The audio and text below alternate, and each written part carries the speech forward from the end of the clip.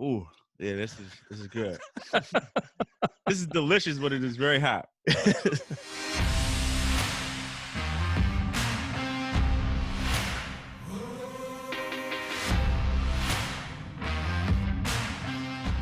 Hello, ladies and gentlemen, and welcome to the Live Your Mission show, brought to you by Mission Meets, where our guests share their most actionable advice so that you can live a more mission-centered life. I am your host, Peter Alwood, and today we are joined by our guest, Niyi Sobo, former NFL player and all-around just motivating and amazing individual. But before I get to that, I just want to give a quick shout out to a customer. His name is, he doesn't know I'm going to do this, Jason Lee. And this person, not only just a dedicated customer, but he takes it upon himself to get on live chat and make all these suggestions about, what he would like how we'd like to see our items kind of packaged together, like different flavors and stuff like that. And I just love it when people will spend their time, their precious time, giving back to an organization that they really appreciate. And so he was, very generous with his time as far as like recommending kind of what he thought we should do and how he thinks we should package stuff. And I'm pointing it out because not only do I appreciate him, but I also, it's customers like this that help you as an organization be more connected to who's purchasing your product, what they'd like to see you do differently, what they appreciate you doing already. And that helps to form kind of what our company does. And can we do everything everybody asks? No, but it's really cool to have that opportunity to really connect with people. And this happens all the time, but he just went above and beyond and wanted to give a shout out to Jason. So Jason, if you're listening, I really appreciate you, man. And that was me on the live chat. I'd like to do that because it's a great way for me to stay connected to our customer base, which is important. It's of the utmost importance. So thanks for doing that, man. Now on to the show. Niyi and I chatted at length. This is a longer than normal episode because he really brought the noise, as they say. I don't know if they still say that or not, but this guy, he had an interesting upbringing, which he shares on the show, and he talks about how that kind of formed him and molded him into the man he is today, how that got him and through his mindset and shifts like that to become, a collegiate player and then an NFL player, and how he came out of that and started a business and why he does that. And he speaks specifically to a lot of things, but most importantly to fearlessness and how he is coaching people to be fearless and why that's important. And he actually, at some point in the episode, goes to the whiteboard on Zoom when we're chatting and kind of outlines that. So if you don't watch it on video, at least catch that portion of it because he outlines how to go from not knowing, the question that prompted it was asking him, what does he do with someone who doesn't know what they should be doing? They feel uneasy in their position, whether it's their career or relationships or both. They're not exactly sure what they want. And so he outlines how to get there and how to identify what it is that you do want and then to get on the path of getting there. And so it's just an all-around great episode. It's fear is something that we all deal with, whether we know it or not. And we're all at different levels of that. But fear does inform our decision-making process. That's just bottom line. It's what it does. And it may make you make stupid decisions. I know that it has for me. So I'll speak for myself. And so he talks through how he coaches folks to get through that and past that, and to identify things that you're fearful of and how to still make the right decision regardless of that fear. So without any further ado, I bring to you my guest, Niyi Sobo. Thank you.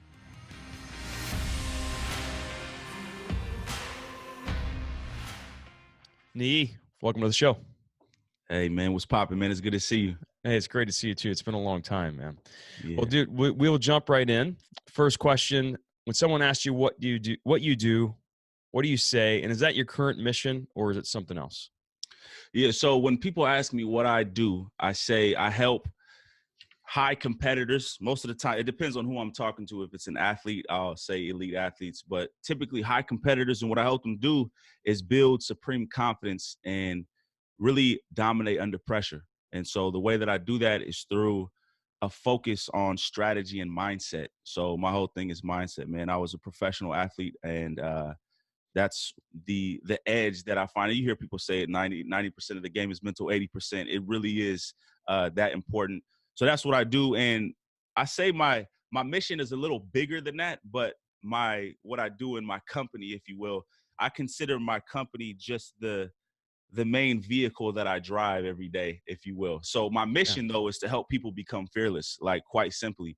And who I've chosen to target, those are more strategic things, athletes, and obviously I was an athlete, but really helping people become fearless and live their life in a fearless type of way and really blast through a lot of those things that hold them back. That's what my mission is. Okay. And why are you working on this? Why are you the right person for the job? And really, why is this important to you? Yeah. So I was third out of four boys, man. My dad came here when he was 18 from Nigeria, Okay. and my mom is from San Diego. You live in are Near you in there. San Diego, right? Yeah, yeah. So Yeah. my mom's from San Diego.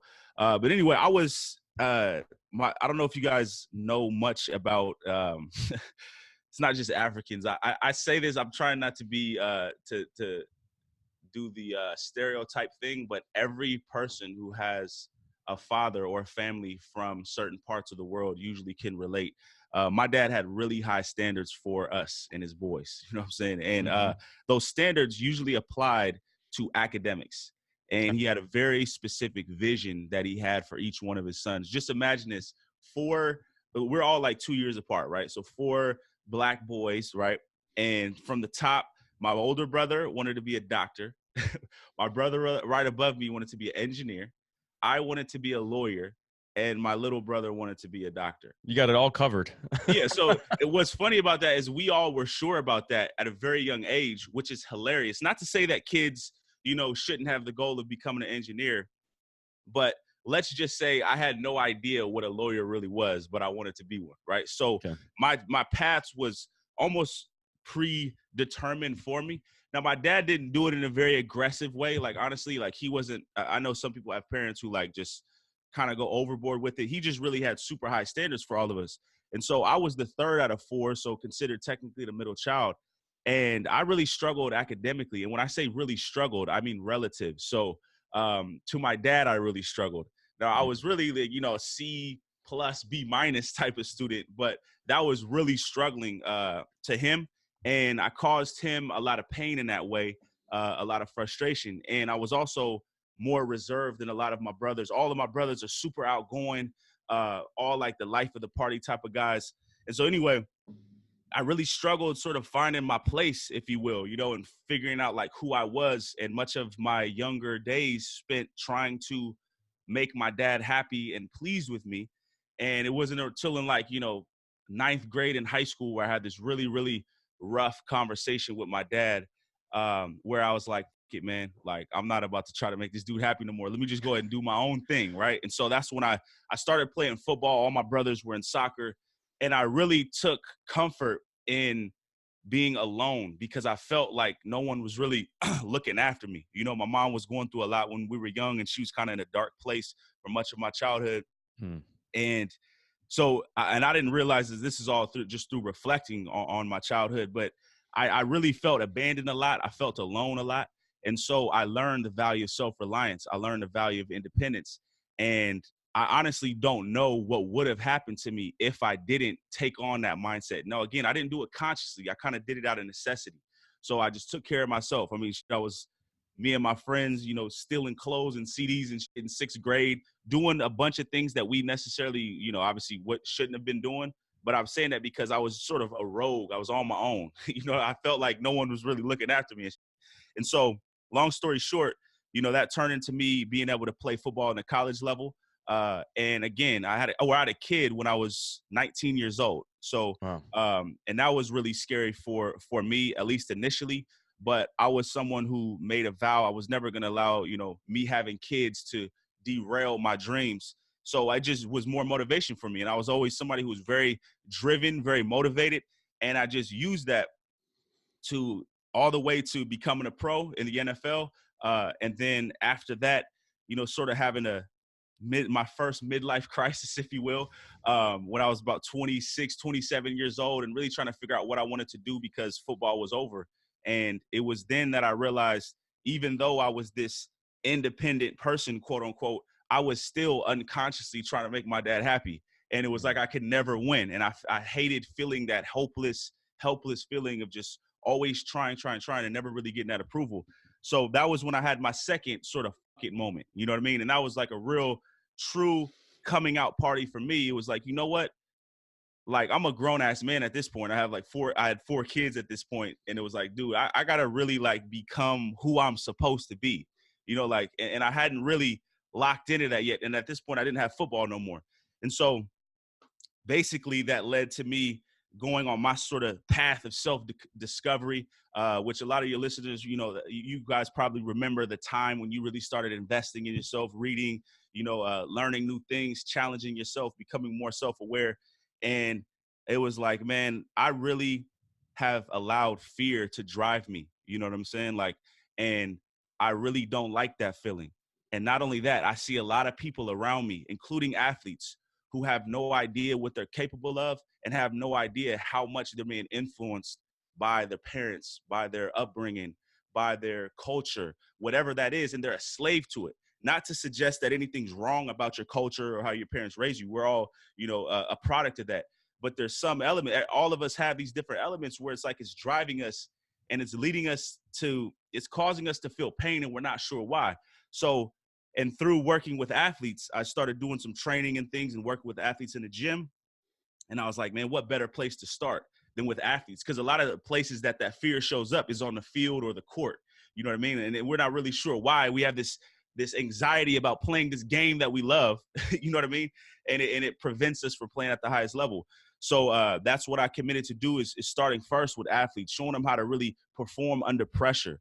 And again, we talked about pressure before the show, man. It's all internal anyway, but really how to overcome that, if you will, or embrace it, I should say, and channel it in a positive and productive way. So that's sort of my journey, if you will. And so I feel like I've been able to, through my periods of pain and sort of hopelessness, or if you will, when I was younger, I understand and really double down on the importance of self-reliance and independence and really becoming your own person. And that's why my brand is called I'm Not You. It's really a you, you know what I'm saying? To really anyone and any institution that tries to keep you in a spot. And there's a certain rebelliousness that you need to have that I had when I was young, as a middle child, that I think is very valuable. And there's a lot of people who don't have that. And I show them how to systematically add that to their arsenal, not necessarily change who you are in that sense, but some people need more. They need a more aggressive attitude. They need to be more of a bully in certain ways instead of the one who's getting bullied, and really be more aggressive and create the life that you want. So that's why I feel like I'm uniquely qualified to live out my mission. Yeah. Thanks for sharing that, bro. I love it. And the thing is like, I think that, the story could have been very different, right? I think that for you as a child, as a young person, you had the inherent ability to be independent and the inherent ability to be kind of a rogue on your own path and manage that Right. effectively. I think that not everybody has that, right? Right. It's a gift to be able to do that, as opposed to feeling kind of oppressed under maybe your parents or your situation, and then not being able to kind of function there and maybe Right. even going the other direction, right? So I think that's an incredible ability, and then being able to share that perspective on how you utilize that both positively and negatively, Right. so then somebody can then take it and apply it to their life in a more positive fashion, right?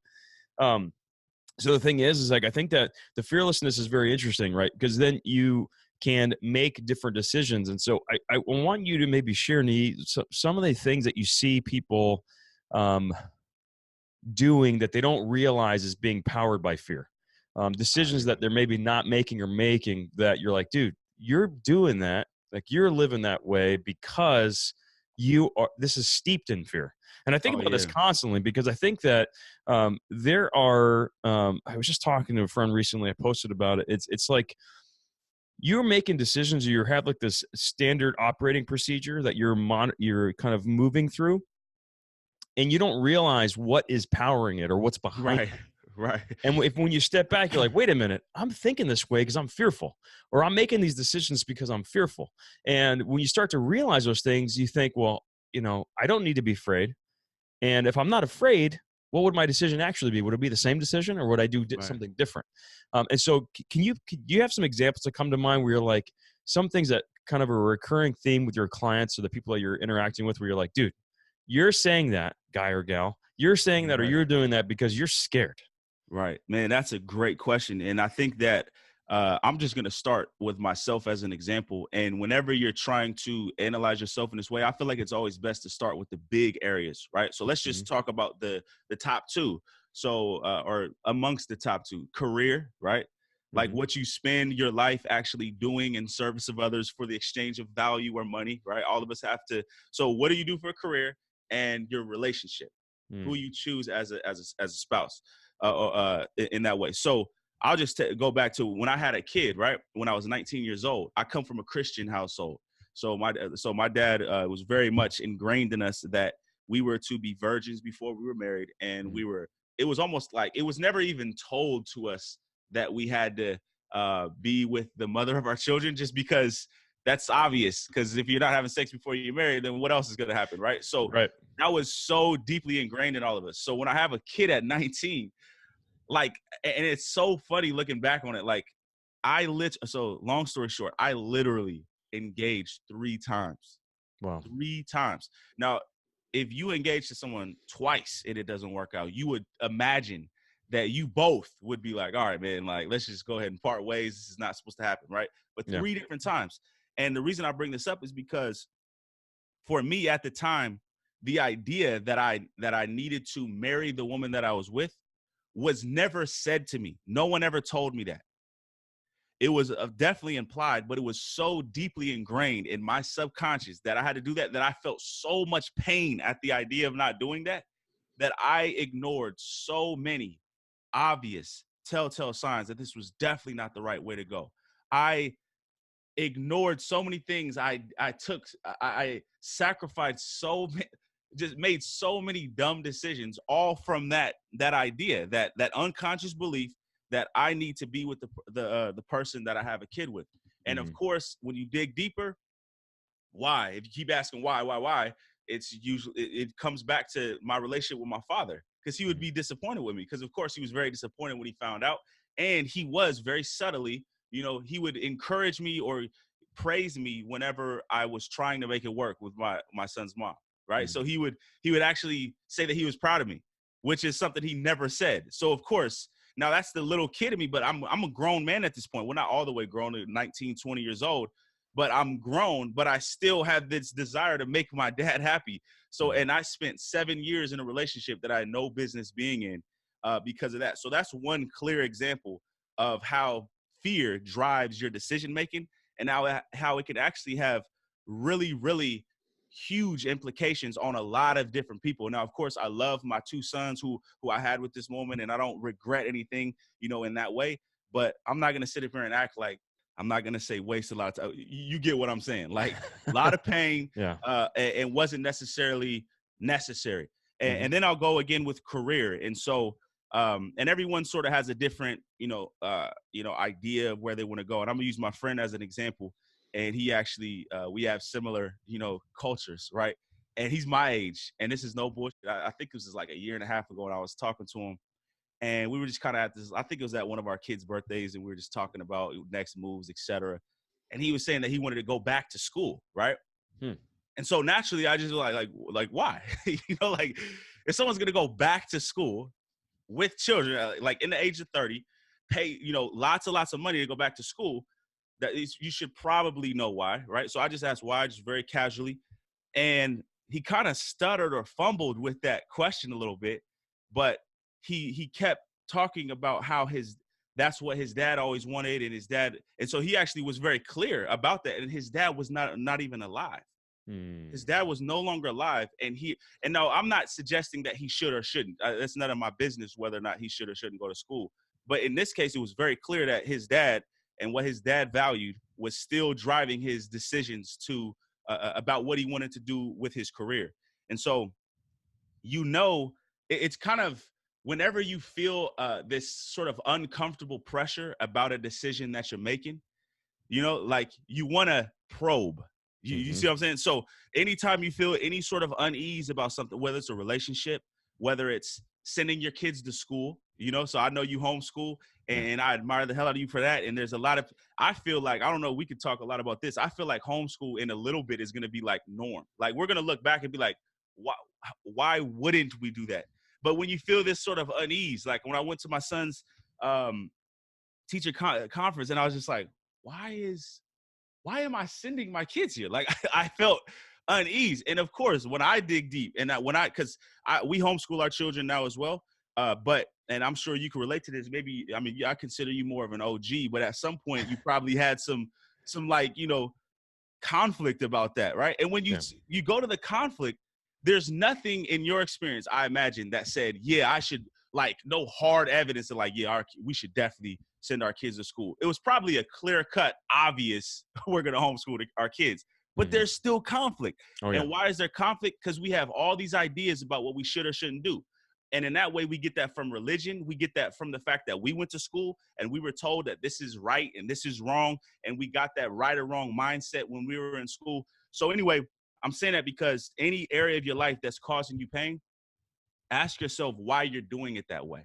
Mm-hmm. So isn't it funny how with homeschool, you always have the friends who, like, they almost, it's like they're making the case for school. Like they work for the school or something, right? Like they work for the school district. I'm like, why does it matter to you? But usually with those people, and I got in an argument just recently with a group of my friends, it's like you can tell that anger or that defensiveness comes from fear. Mm-hmm. So again, anything you're defensive or angry about, you want to sort of question. So one of the things that I get angry or defensive about a lot is with religion. So whenever I'm with my brothers, I'll have like I'll challenge them all the time because I'm no longer a Christian in that way, but they all still are. And so I'll challenge them on it, and I get angry, which is funny. And when you look at that, it's because I still am insecure about that. I still have conflict about whether or not I should still go to church, whether or not I shouldn't. And this has all been programmed in my mind. And beliefs are stored in the subconscious. So there's no way for me to know everything that's ruminating around there. So it's always funny to me when people act like they know all the things that you don't know. Like, I have no idea. You know what I mean? I have no idea what I was exposed to. I have a fraction of an idea. You know what I mean? I can call up some of the memories that I have, but there's so much that we've been taught, that we've been told, that if you don't question it, you are undoubtedly living out of fear, without a question. Like, I'm living out of fear in a lot of areas of my life right now to this day. So my job is to more aggressively establish and clarify what I want through listening to myself and really reflecting on what it is that I want, exposing the conflicts, and then going after it and creating what I want. And life is really pretty much a journey to do that, because, and it's not even, you'll probably go through a phase where you look back and are angry at whatever you were taught or not taught. But that is a phase. You'll get to the point where you accept it. And then at some point you're going to be like, man, I'm glad, you know what I'm saying? Because that allowed me to face all these. Now I could have a business centered around my pain. You know what I mean? All the shit that I went through, I make a living now helping people through those very things. So in that way, I'm very grateful for it. So that's, those are some questions that I would ask. And you want to listen to the pain, if you will. That's the key. Yeah. And the thing is, man, is that we all have blind spots in life where we feel like we're not fearful. Like, I'm not fearful of that. I'm not worried about that. Well, really, it's like maybe a different definition of fear. It's not like your outright fear where you're like, somebody knocks on your door at 3:00 in the morning and you're scared they're going to have a gun or something's going on. It's not that kind of fear. It's more so like this subtle undercurrent of like, am I doing it all wrong? Right? Am I going on the wrong path? Right? Did I make the wrong decision on X, Y, or Z? It's like, it's more subtle like that, but it's just as powerful, right? Mm-hmm. And the thing is like, I appreciate that you said that you're still living in fear, because none of us are going to have it right. And we could have it right for a moment of time in a specific, point of our life, but then it'll be wrong again. Because we're constantly like ebbing and flowing through what we need to be doing in that place on the timeline of our life at that specific moment, right? So it's constantly going to be changing. But the thing that I thought about when you were talking is, man, I think that, when we get this gut feeling, and I want to be careful here because I don't want people to think that they need to just like listen to their gut. Like I really Right, hate right. I hate that phrase, right? Because a No, lot of I times your know. gut's wrong. Like I can very easily convince myself and everybody around me why what I'm about to do is right when it's completely wrong, right? Right, Because I will, exactly. you can deceive yourself. Like you're the best deceiver of yourself, right? And Definitely. so I don't want people to like think like, oh, I just need to listen to my gut. However, there's usually some seed of truth in there. Like Mhm. if you feel uneasy, you definitely, like you said, you want to investigate a little bit and be like, okay, why am I uneasy? Is it because I'm just scared because it's a big decision?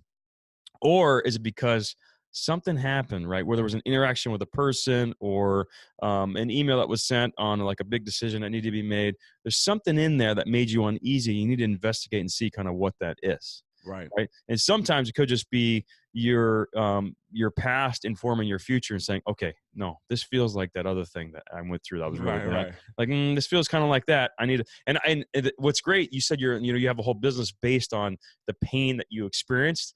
I am a huge believer in like leaning on past pain. I think it's Right. incredibly valuable. Like I Absolutely. had a former like really really bad kind of a co-founder relationship on a startup. I lean on that all the time. And in the Yeah. moment, I hated it, right? But now it's Yeah, like, yeah. dude, it informs so many decisions. It's like, oh, no, Right. no, this feels a lot like that other thing. I'm not going to do that. Or I can see it happening to somebody else and say, hey, dude, come here. I've been Right. through this. This Right. looks, dude, careful, right? Right. And it's not that I'm right. It's just like I'm saying, hey, pump the brakes. This is, I don't know, you know. And so Exactly. I think that you can lean on past fear. It's insanely valuable. And good friend and mentor of mine, I've mentioned this several times on the show. He talks about how uh, early or you benefit much more from early failure than early success Oh, yeah, because then absolutely. you get to lean on it. You get to lean on it forever, right? Right. And so there's immense power there. And so just thinking about fear, man. And you talked about its career and relationship. Definitely, those are the two biggest things, right? Those are where you spend the majority of your life, right? So you're either at work or you're at home with your Right. significant other. It's one of those two things. So what's been your advice? Like your number, one or two tips that you talk about and say, hey, okay, you're in a career that you shouldn't be in. You're in a relationship that maybe your past is informed you staying at that place. Like for me it would have been engineering, right? I'm like I was laughing when you told your story because like I've got an optometrist sister, I got an engineering brother, I went to school for engineering, Right, right. my family's from North Africa. Okay. So Right, right. like I can relate, bro. It was like, dude, you're getting good grades. There's no other decision. You're going to work your ass off. You're going to start a business early. And by the way, you're going to get a job that somebody can point to and say, my kids are success, right? They're an Right. engineers and doctors, Right. right? So I can relate probably more than most people. So what's your tip, man? You see somebody, they're living in fear. You have them do what? Like just maybe sit with themselves and think about some of the decisions they've made and whether they're actually happy, or whether they're actually living out their purpose, or is it something else? That's a great question, man. So I think first we should distinguish what type of person it is, and that's the stage I'm at. I'm more I'm trying to refine or add new. What I typically do, what my default is I'm more of a what's the word?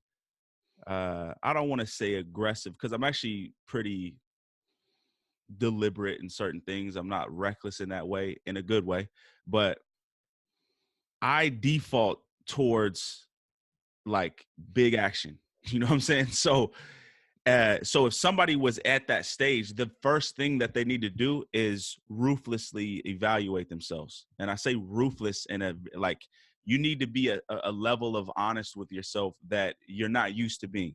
So that's of course very helpful when you have someone who can help you do that. So obviously a friend, a coach, a group or environment, a mastermind group, something where you can get around some people who are going to ask you really tough questions and help expose this that is true. And then from there, it's very simple. Identify what it is that you want. Now, it's simple, but that's not always easy because, again, you're not used to listening to what you really want. You're usually operating out of fear. But if you operate from what you want, that feels a little different. And again, that's a lot easier when you're around people. So I would encourage anyone. You don't have to have a coach. You don't have to have a mastermind group, but get together with some like-minded individuals once a week Just say we're going to get together at Starbucks and we're going to talk about our lives and what we want. Just do that like an hour a week. That alone is going to create an environment for you that's going to allow you to start focusing more on what you want, because you're going to go back to your regular life and you're still going to be operating from that fear. And that's okay. We're all evolving, if you will. There's nothing's going to happen overnight, but start identifying very clearly what you want. And I like to go after what I really want. So I'm someone who doesn't like to put a lot of time frames to things and like create little small goals and shit. Like I create small goals, of course, but I mean, I like to go for the gusto. Like, so that to me is much more fun. I don't have as much fun when I'm trying to do like that's annoying. And we all have to do that. Like, but that doesn't really excite me. So I like to set my goals, really set them, like how much you want to be making consistently, what you want your business to look like, etc., and go after that.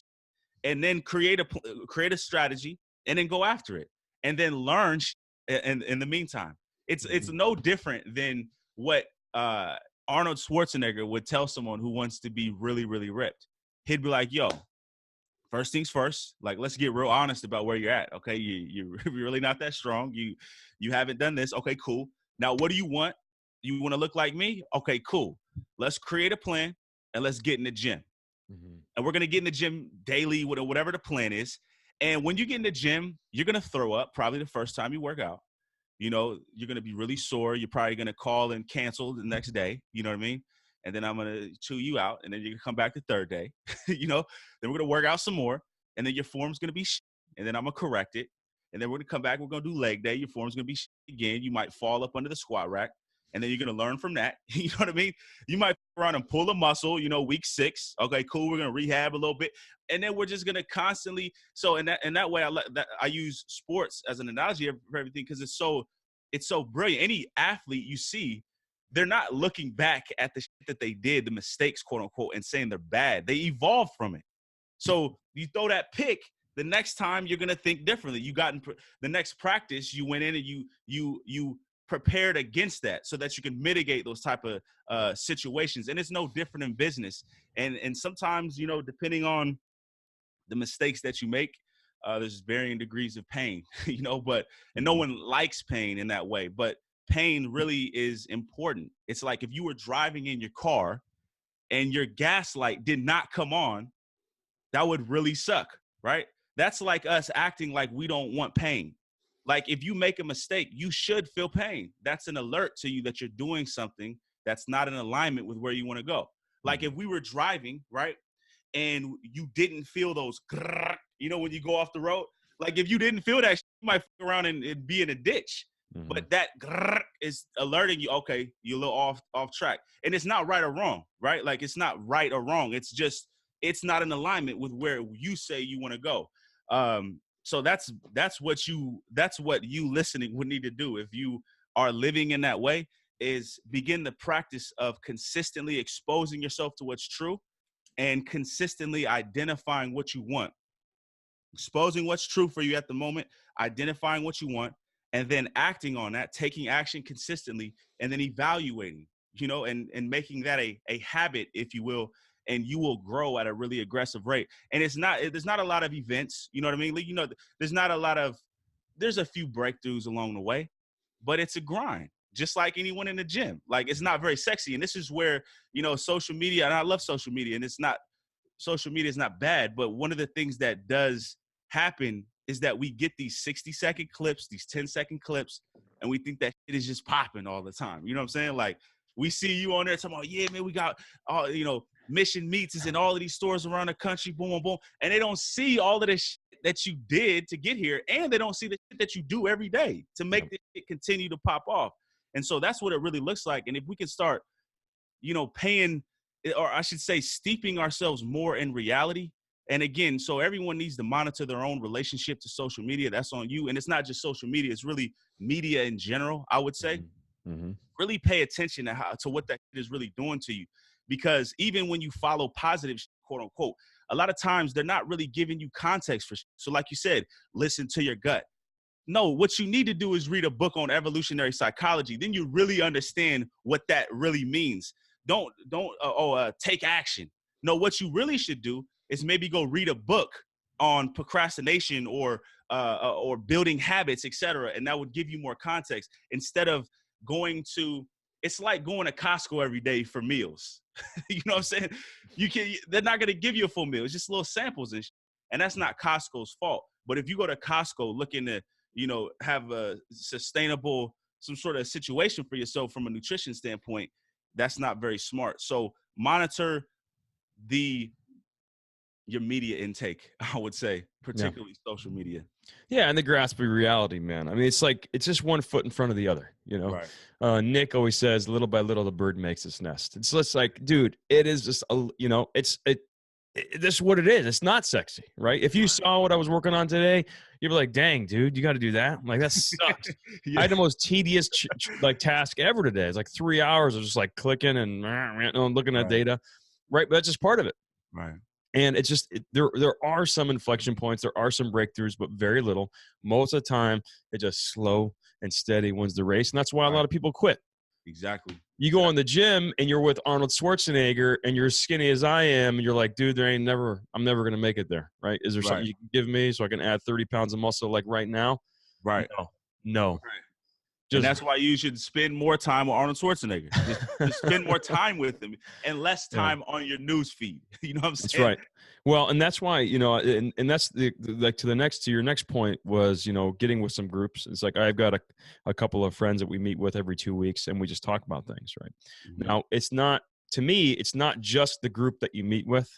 Right. It's not like just the practice of meeting people, and that's okay. That's an okay start, but it's who you're meeting with. They need to make you feel. Here's the thing for me. They need to make you feel stupid, right? Yeah. And not that they're jerks. They need to make you feel like, wow, I'm not really that far along. Or, wow, their business is 10 times bigger than mine. Or, wow, these guys think a lot differently than me. You need those people. If you're the smartest person in the room all the time, you need to go to a different room. You're not learning anything there, right? Mm-hmm. And at the same time, they need to be good enough, close enough friends of yours eventually, right? Maybe not in the beginning, that they can say, hey, Niyi, you're full of shit. Like, dude, what you're saying is not true. Or what you're saying is steeped in fear, right? Right. Or, hey, dude, I've heard you say that the last 3 weeks, but I don't see you doing anything about it. What's the deal? Exactly. You need that, right? Yeah. They need to be in different industries. They need to be in different backgrounds. That's what I have with, a couple of friends of mine. And this is why I love doing the show. This is why I love chatting with people, because they can call your bluff, or they can say, hey, I know somebody that can help you do that if you really want to do that, right? Mm-hmm. And they can get you in touch with Arnold Schwarzenegger or that version of that in the gym if you actually want to get in that sort of shape, right? And so having that reinforcement is incredibly important because it helps you to expand your mind. It helps you to develop connections. It helps you to have some accountability, most importantly, and just to be around that constantly, because otherwise you're behind the computer or you're at your job and you're in your head all day and you're just not, as you say, getting your mind right. Like it's not going to happen, right? Right. You've got to do that. The other thing is you talked about the rumble strips and like kind of, veering off. And that's like a reminder that, hey, it's not bad or good. It's just that you're not on the right path. But I think some people live on the rumble strip. And it's been going for so long that you don't even realize it's not a lane. You don't even realize you're out of alignment. Like that's just where you're living. And that rumble strip could be bad health. It could be overwork. It could be stress and fatigue. Like that's their normal. Mm-hmm. They don't even know what the smooth road feels like. Right. Like what's your advice to that person? Like, how do you help somebody know? Like, I brought up Derek, my buddy, before in another episode, because I feel like it's really a kind of a pertinent example that people will understand. It's like this dude went on keto diet, and it doesn't matter, keto, vegan, I don't care what it is, right? But it's like, you start to feel great. And it's kind of slow, like, like you're kind of like, for someone getting into ketosis, is kind of a slow process. And you just feel a little bit better. You don't realize how good you're feeling until you get back off of it. So he would say, man, I didn't realize how bad I felt on carbs until I ate a bunch. It's like I had pizza the other day, and what? Oh my gosh, that's right. I used to feel this way. I used to feel this way all the time. Like that was the rumble strip, right? And so how do you shake somebody loose, man? How do you say, dude, or gal, whatever, right? You're living life in the emergency lane. Like you need to get out of here, right? Right. Man, there's this great set of books that I've been reading by an author, Gray Kuhn. And it's he approaches the law of attraction from quantum physics, right? Okay. And so I'm actually like that's the next sort of that's an area of focus I'm going to be studying is quantum physics, and I'm like a preschooler when it comes to it. So I'm gonna do my best to sort of describe what I've been learning, but it makes so much sense. It's like basically whatever you see, right, is a result of what you believe and what you expect. And I'm not going to go too much into the quantum physics realm just because I'm not able to do that yet. But basically, if you like, so to take the rumble strips, I didn't even know they were called rumble strips, by the way. So, but if someone's living life on the rumble strips, then they don't really know what they want. Do you see what I'm saying? So if someone knows what they want, then the being in alignment, having the beliefs and expectations in alignment with those desires will be smooth. It will feel good. And then if you're on the rumble strips, you'll feel pain. But if you don't know where you're going, then you don't even know what this pain, quote unquote, is even in relation to. So to take the example of your friend, it wasn't until he probably decided, I want to feel really great every day. Then that allowed him to come in contact with a diet that was, give him the possibility to do that. And I like the fact that you said keto, vegan. It doesn't matter. Like it's not like there's just one, but he found something and he listened, to the pain, and now he's in alignment with that. And when he gets on the rumble strips via the pizza, etc., he's able to feel that pain. So the key is really knowing what you want and then listening to the pain in relation to what you want. And this is why setting goals and having a vision is so important. It's like Siri. You put the directions in. Like if I put the directions in to come drive to you, it can't tell me where to go unless it knows where I'm going. And so if I take the wrong exit, which is all relative, right? If I take an exit, Siri doesn't say you went the wrong way. Siri just says recalculating, rerouting. You see what I'm saying? So, but it is going to get you back on track, if you will. So I would say to that person, figure out what you want. And so, and to go back to your point earlier, I love how you talked about having that group of people that will make you feel like, you know what I mean? Because if you have someone who knows how to make you feel like in a productive way, of course, that is a gift. That is beautiful. If you can find people who are smart enough to be able to help you expose your pain, because being around people like that, like for example, let's say you are your friend, right? Who is feeling a certain way, right? And he's spending a time with people who have high energy.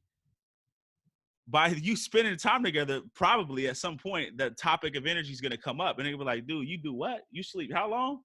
Like, damn, bro, like you are totally like, and they'll be able to put you up on it and expose it and then help you craft new desires. And that's why, and again, if you can find people who in some sort of way live life at a higher level than you, it's a gift. But most of the time we avoid that because our egos are weak.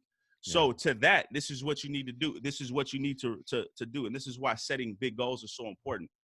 If you set goals that are like not that exciting, your ego or the fear of feeling like a weakling, you know what I mean? Like, so if I go to the gym with Arnold Schwarzenegger and I'm naturally going to feel hella weak and I'm naturally going to, look around and not going to want to go into that gym, it's going to feel uncomfortable. But if what I want is so appealing and so in alignment with myself and what my vision is, I'm going to be able to overcome that short-term pain. And this is me. Like I can't, I'm as prideful as anyone, meaning like, I don't like being told that I'm doing something wrong, but guess what? I don't like reading. There's books that give me anxiety sometimes when I read them, like I don't enjoy necessarily reading, but I read because what I want is so appealing to me that it helps me to overcome that sort of base, that ego fear that we all have that will come up. So I hope that's a case for those of you who have been thinking really small. And again, it's all relative when I say small. Just make sure your goals are very exciting to you. They should be really like, yo, like that should be dope. Like I don't know any other way, because life can be really a grind. You know what I'm saying? And there's a lot of shit that is not fun. So to me, it's just much better that way. And it helps you overcome that ego fear that will keep you from hearing the truth, which is what you most need right now is what's true. And then of course, where you're going, and that will help you create a more, a better path, if you will. Yeah. Yeah. I love the idea. Our mutual friend, Michael Crocker, him and I had this conversation years ago, and it was this concept of tacking while sailing. Right. And I've used this on a previous episode, but it's like, you need to know where you're going. Right. and it's not going to be a straight line. Like you're gonna look up and you're gonna say, okay, I need to go right a little bit, and you're gonna put your head down. You're gonna grind for a while. You're gonna look up. You say, oh, I got off course a little bit. I need to go left a little bit, right? You're just gonna keep iterating, right? You're gonna keep Right. tacking and get to that direction. But you can only do that if you know where the heck you want to go. Like Right. if you Right. know where you're heading, just like you're saying. Right. Like you need to have an idea. And what's great about that is when you know where you want to go and you know where your shortfalls are, then you know what to look for. You're like, man, I don't have knowledge in X, Y, or Z. Exactly. I don't Yeah. know anything about quantum physics, right? I need to look up books on that. I probably have some Right. friends that maybe know something about it. I'm going to ask them about it, right? You need to, Right. you know what you know what you don't know, and you know you can figure out where to find it. Exactly. So for someone who doesn't know what they want, how do they start? How do they start figuring out what it is that they want, what they're on fire about? I know plenty of folks who are like, man, I don't have a hobby. I don't even know what my hobby would be. Right. I don't even know what I would do if I exited this company. I know plenty of folks that have exited and felt lost for years, where they were just like, they had no identity. Their identity was wrapped up in this company they didn't want anymore. And they had no plan B. They didn't know what they wanted to do. You're, Niyi, back in the day, you're done playing football. You're like kind of wandering. I'm assuming you don't know what you want to do. How do you figure it out? Right. Man, that's a great question. Is it okay if I actually pull up the little whiteboard?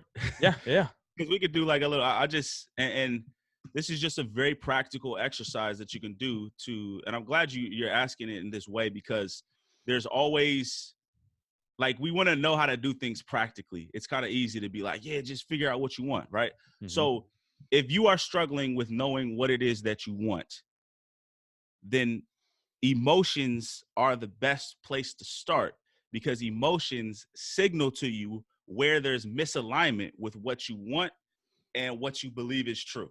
So let's say someone is like, I don't know what I want. Well, I'd ask this person, all right, in this first column, write down the negative emotions that you feel most strongly throughout an average week. Negative emotions. So let's say one is frustration at work, right? Let's say laziness and apathy at home, guilt after work, right? Let's just go with those three.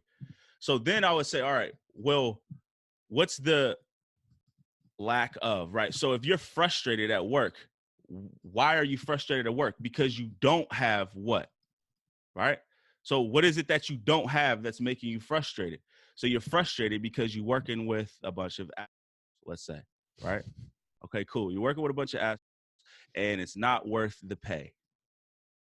Okay, cool, right? So now we know what the emotion is and we know what it is that you don't want. You do not want to work with a bunch of assholes and not get paid enough. So now what is the desire? So what do you want?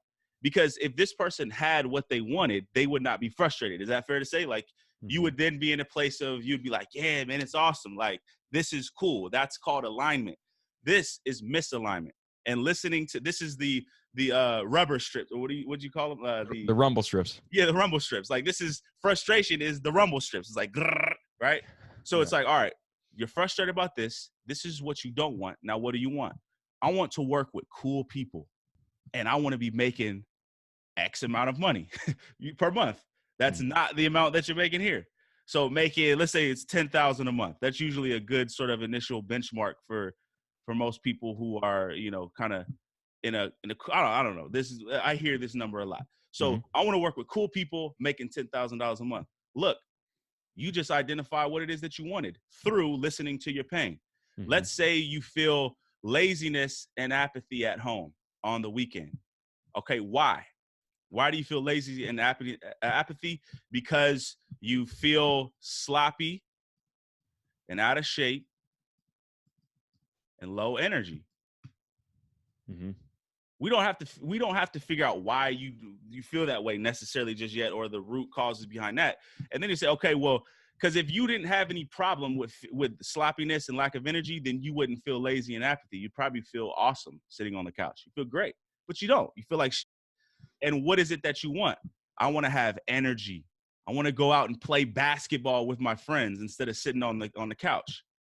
So look, again, our negative emotion allowed us to get in touch with what our desires is. Now, this is not necessarily like the grandest of goals necessarily, but this is a great start, because with these desires here, we can start building upon those. right? So then we can start asking, well, what's cool people? Like, do you want to make that 10,000 a month, in your own business, or do you want to make it in some other company? And then you're like, you know what? No, I actually have always wanted to have a business, right? And they would have never paid attention to that desire without first dealing with their negative emotions. Same thing, guilt after work. Why? Because you're not working out and you're eating fast food. Well, what do you want? I want to work out after work. You know what I mean? I want to be in great shape. I want to eat healthy. Now, eating healthy and being in quote unquote great shape is not right or wrong, but this is your desire. This is your desire. And if you don't pay attention to your desire, you are going to feel pain. You see what I'm saying? So not everyone needs to homeschool their kids. Homeschool is not right or wrong. But if you really want to educate your kids in a certain way and you want to be connected with them, and you probably felt pain at some point. I don't know if you did you homeschool your kids from the jump, or was it a transition? Yeah, from the jump. Oh, from the jump. Okay, good. So you knew for the jump. Now I had experienced pain, right? And that was in the form of me dealing with my kids' teachers. That was me seeing my oldest son and how he was sort of lacked motivation, and didn't really, and it was kind of getting caught up in certain things. And so I had listened to these negative emotions, and I said, why, man? Because my sons are not motivated. You know what I mean? Like, and they're not approaching learning in a way that is going to lead to what I believe will allow them to be successful and fulfilled in life. And so I said, well, what do I want? I want my kids to be motivated. I want them to love to learn. You know what I'm saying? Like, I wanted them to be successful and in control of their financial destinies. Because look, if they're not in control of their financial destiny, then they're going to have to go work for money, which is like 8 to 10 hours a day. And then what's left? I want there to be control. And through me setting this goal, I came up with the strategy, which is the last important thing. Is that I come up with the strategy based on my desires. The strategy for me happened to be homeschool. If there was a school around that made sense, that can teach my kids the things that better than I can, then I would absolutely do that. Because I'm not even the most qualified principal. You know what I mean? Yeah. But I'm way better than these schools. I know that. You know what I'm saying? And I trust myself better than that. So that's what led me to this strategy, just like what led your friend to keto or vegan or whatever else. That the strategy is the least important thing. It's knowing your desires. So create this little so negative emotions here. Why? Meaning, what do you not have? And then what's the desire? And you will come up with a lot. And just by doing that, I feel like you'll feel so much better just doing that, just having now the goals, and you'll more quickly get off the rumble strips, if you will. Yeah, no, I love it, man. Because the thing is what your system is doing, that process that you just showed, thanks for doing that, is like, it's allowing you to surface those things, right? Bring to the surface, like, what is it that's causing you this negative emotion, as you say, right? And then strategies later. Like, and here's the thing, you're right, the strategy is the least important part, because somebody's already done all that.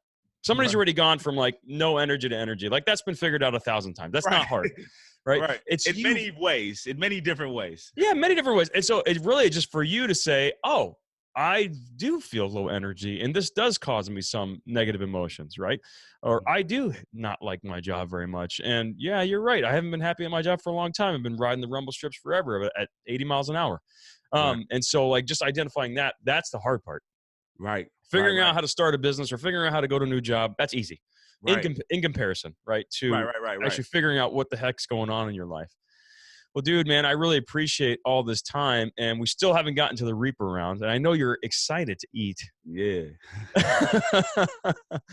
So let's move on to the Reaper round. This is where our guest answers some rapid fire questions while trying to eat some or all of the Carolina Reaper jerky. Are you ready? I've never had Carolina Reaper. I've had habanero, but not Reaper. So Carolina Reaper is officially the hottest pepper on the planet. There is Pepper X, which once that becomes like really commercialized, we'll be doing a Pepper X jerky for sure. But for right now, it's the Reaper, bro. Nice. Well, I am scared. That's good. So let's do it. I'll let you take a bite, and then I'll ask the first question when you're ready. All right. Let's do it. Right. All right, man. Favorite book, and it could be something you've read in the last year, or a classic for you. You read a long time ago. It doesn't have to be business related. What comes to mind? All-time favorite book, 50th Law by Robert Greene and 50 Cent. All books, Robert Greene, but that's my favorite book. It was the book that I read. Ooh, yeah, this is good. This is delicious, but it is very hot. But I read that book at the perfect time, man, and it's a book I reread over and over. It's really a manual for how to become fearless, man. Like, just beautifully written, and great stories, all sorts of stories through history. And that book actually inspired me to quit my job as a firefighter and build my business full time. Okay. So for that, I'm very grateful to Robert Greene and that book. 50th Law. Yeah. Cool. And you sent me a book, man, a long time ago, Psychology of Winning. I think it's from Yeah. It's from the 70s, right? Is that right? It's an older book. I love that book. Dude, that is such a good book, like an amazing book. And so I'll throw that in, like I can answer one of your questions. All right. Any quotes you live by? Man. Ralph Waldo Emerson. I'm not big on like reciting quotes, but Ralph Waldo Emerson, this is one, and it actually was in the 50th Law. People wish to be settled, but only so far as they're unsettled is there any hope for them.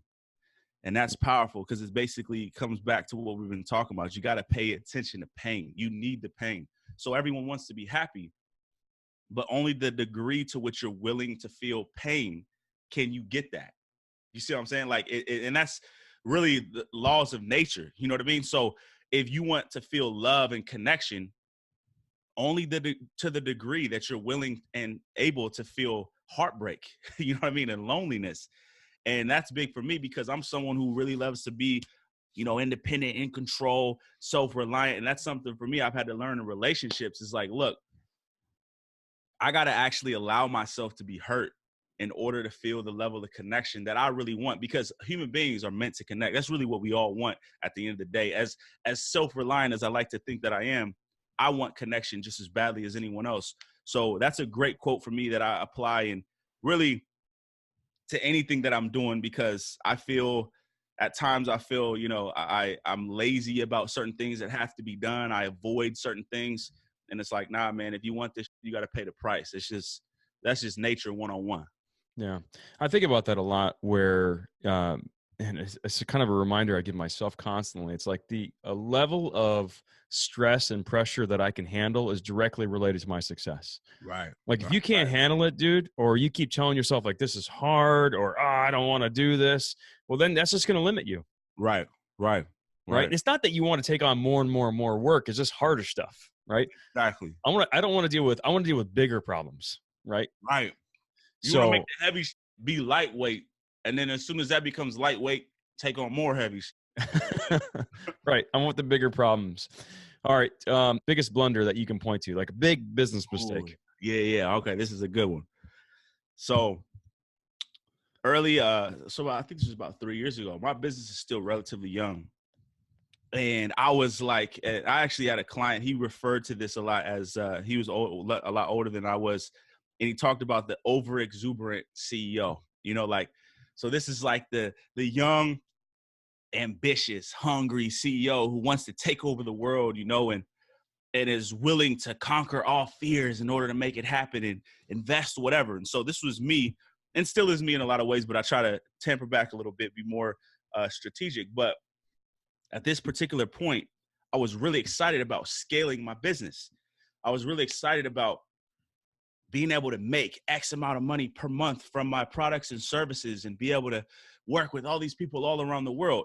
And that was a very noble and worthy goal, and at the time though, I was so ready to do that I, hired this, this firm, marketing firm, to help me, package this and do all of this, whatever.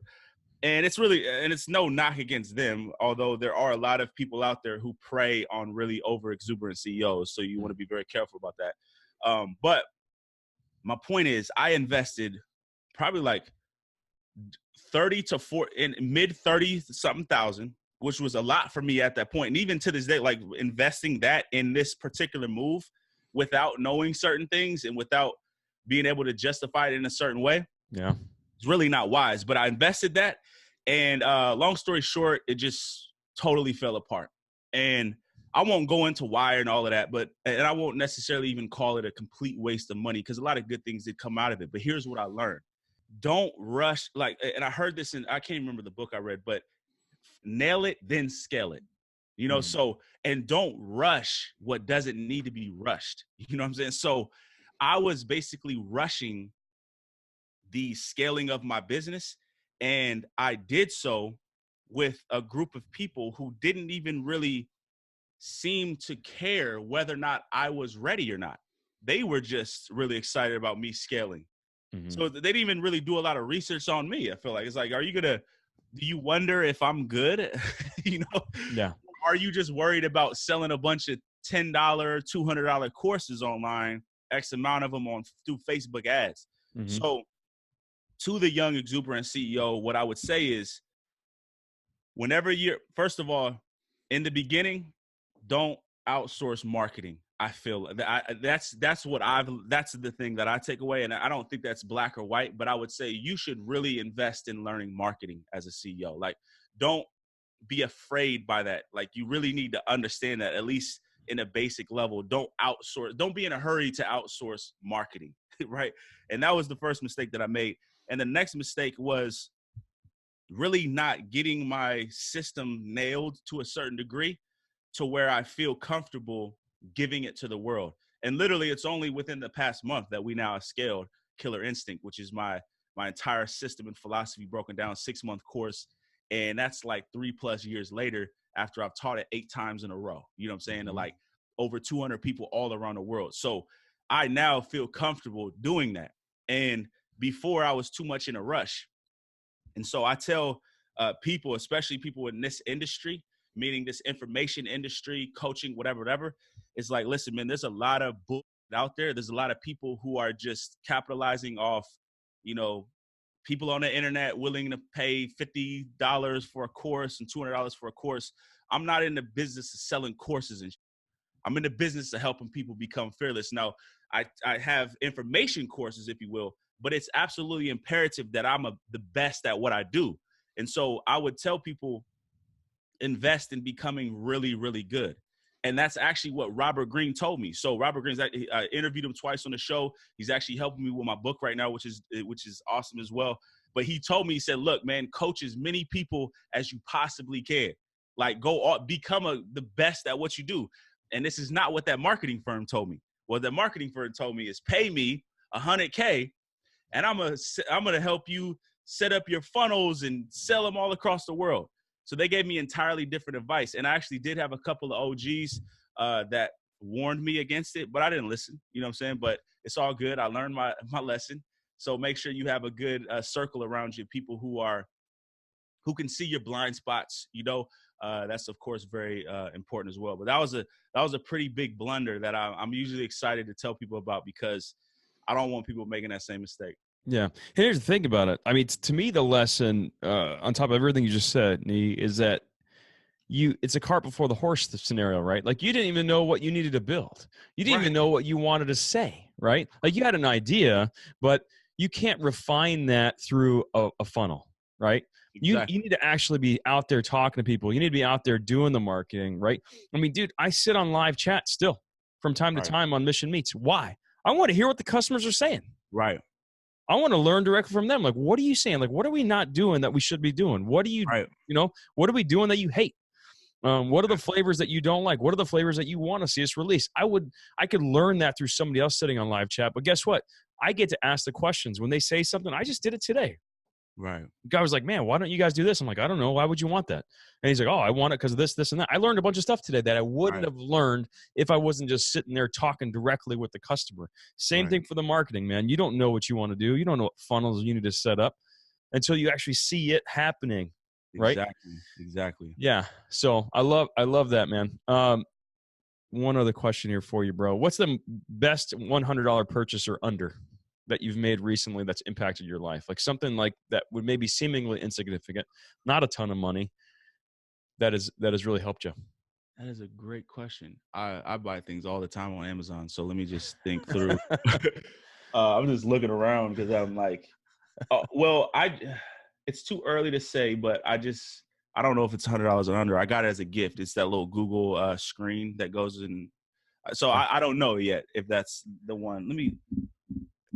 And it's okay if you don't have one. Under. No, I definitely got some, but well, I'll just go real basic because I buy a bunch of these. These are like $5 or to $12. These little kitchen timers. Okay. I keep them everywhere in my house because I like a certain. I think this is the athlete in me. I like having like deadlines and pressure and like so. I use this all the time if I'm doing something. Because I'm sure you could probably rate. You ever have a simple task and like you end up taking like 20 minutes to do it when you know it doesn't take 20, probably takes like 3 minutes. Mm-hmm. So I'll just give myself deadlines as I'm doing these simple tasks. And whenever I'm planning out my day, I like to estimate a certain time frame that it will take. You know, so if I'm writing emails, it's like, okay, this should probably take no longer than 10 minutes. So this is good. I use them to meditate as well. I use it when I wake up. I have one by my sink where I'm doing this thing now I learned from this book about, it's like olive oil mouthwash. You just use pure olive oil. And it's actually an incredible mouthwash, and it makes your breath like super clean, way better than. So I do that. I use it for everything. So kitchen timers, I buy a bunch of these on Amazon. And again, they're way under $100. So yeah, I love that, dude. And I use it not because I spend too much time working on things that I shouldn't. I have the opposite problem where I can't stay focused long enough. And so there's a timer called the Pomodoro, and it's essentially tomato timer, and long story behind why it's called that, but it's 25 minutes on, 5 minutes off. Okay. And so I'll set that. And what I when I used to assign this to people, I'd say, listen, do this. And this is the guy that told me about it. He did the same thing. He's like, just have a piece of paper next to you, set your 25-minute timer. And let's say it's email, or let's say you're on a specific project task. Put a tick mark on the sheet every time your mind wanders to go think about doing something else. Like you're on that task. You're like, oh, I'm gonna check social real quick. Just make a tick mark.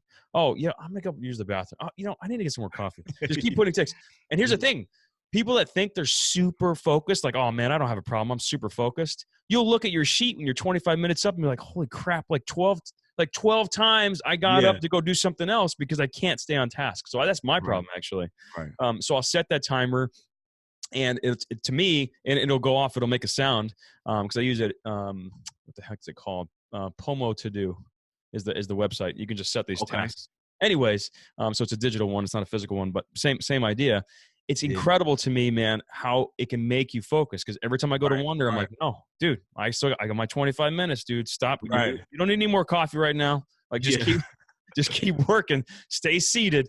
Right. And you get that 5-minute break too, right? Like you get you get the 5. Yep. Yeah, and so it's like, oh, you want to check social? You'll have 5 minutes. You want to go get coffee? Go do that, and then you're going to come back and start another sprint. And so that's been helpful for me. So same idea, but from the other, I have the other problem. All right, man. Last question for you before I ask the usual final one. In the last 5 years, what new belief, behavior, or habit has most improved your life? Oh man, that's a great new belief, behavior, habit. Or I'll flip it another and put it another way. What have you changed your mind about? Something where you were like, dude, no, this is how you do this. And now you're like, no, you flipped it and thought, no, I was completely wrong. This is the way you do it. Okay, this is heavy, and I'm already getting emotional just thinking about it because it's that groundbreaking for me.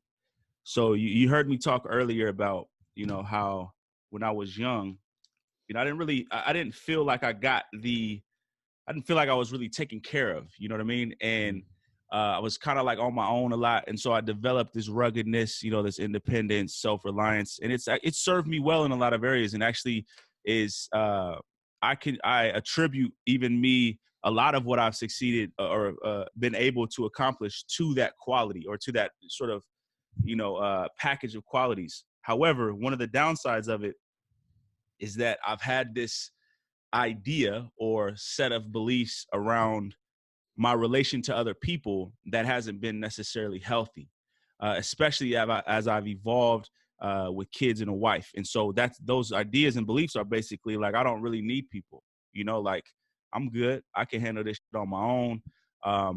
And when you go deeper, it's like, you can't really trust people, and when you go even deeper, you can't really trust women, because of my relationship with my mom, etc. So anyway, needless to say, that doesn't really serve me very well, as a father, as a husband, a father to sons and daughters, and an entrepreneur who, there's only so far you can go on your own. You know what I'm saying? Like, you need a team. Like, you need people who can, support you where you're weak, and sort of and connect. So basically, the new belief and set of behaviors is that I need people, man. You know what I'm saying?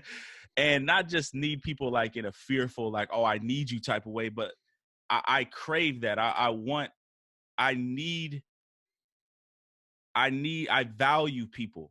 Those are the new, like, that at its real core.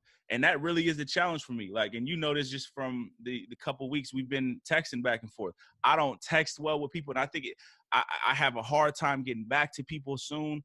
I've tried to break this shit down in so many different ways, but it's just like, the only thing that's really going to change that is me taking on the idea that, like, this is what it's about. Like, what we're doing right now, this is what it's about. It's not about anything else. It's about connecting with people. It's about helping each other. It's about growing together, not by yourself. You know what I'm saying? Like it's about doing together, and that has really, that challenge, because it's a belief that I'm still working on, and I'm building. And that's how I really, it's not like it's in progress, but that leads me to spend a lot more time with people consistently. Like, I meet with several different friends throughout the week at consistent, regular times. That always works best for me when I have something set. Now, I'm not very good with just the random. And then, of course, with my children, making sure that I spend time with them, not just taking them through the routines and, teaching them, now, like, connecting. So my son loves to play video games, man. We around and, beat him like 3 times in a row on Madden the other day. He's still with my ass in Call of Duty, though. But, hanging out with my daughter, really connecting. So those are the set of behaviors that I'm really excited about taking to the next level in this 2020. Those are, like, some of my goals, if you will, is really like to take my connection with others to the next level, spend more time connected with my brothers, my team. So yeah. It's huge, man. It's huge. And the thing is like, old friend of mine, he had traveled, for 4 years to 40 countries, and he came back. He goes, what was the same about everybody? Everybody wanted authentic human interaction. Like, that's what they wanted. It didn't matter. He goes, it didn't matter if he was in a mud hut or in the middle of nowhere in Australia. It didn't matter where he was. Everybody, that's all they wanted. That's all they needed. Right. And they may not have known it, but that's what they needed.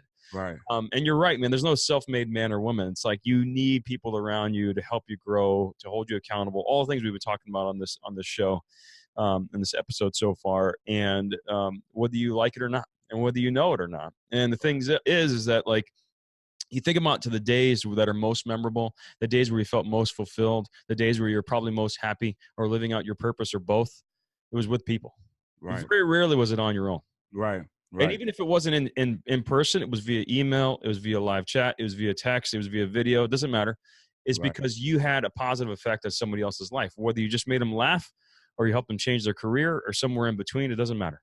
Right. And that's all we need. It's like, happiness is great, but what's even better than happiness is purpose. And it's you live that purpose out with other human beings. You don't do it on your own. I don't care who you are. Right. Absolutely, man. So I love it, dude. I love it. So final question, your favorite Mission Meets flavor? Oh, man. And this Reaper did not bother you at all. You ate a bunch of that stuff. Yeah. This is really, like I said, I love hot stuff. I love hot wings and I feel like this has a perfect, like, great, of course it's really hot, but the sweetness, I don't like hot stuff just hot. Like, I gotta have some sweet. So this is delicious, man. So I'd have to say this. I like the meat sticks as well, the just plain flavor ones. And I like teriyaki. I haven't had. Do you guys have teriyaki? We don't have a teriyaki, but we have some similar flavors. Yep. Okay. Yeah. So I'm gonna definitely take a look at some others, but I like the Carolina Reaper. Man. The Reaper. It's the Reaper. Well, Niyi, man, it's been a pleasure, man. If someone wants to keep tabs on what you're working on, what's the best way? Oh, man, best way, I'mNotYou.com. You can find pretty much everything there. It's the letter I, letter M, NOTYOU.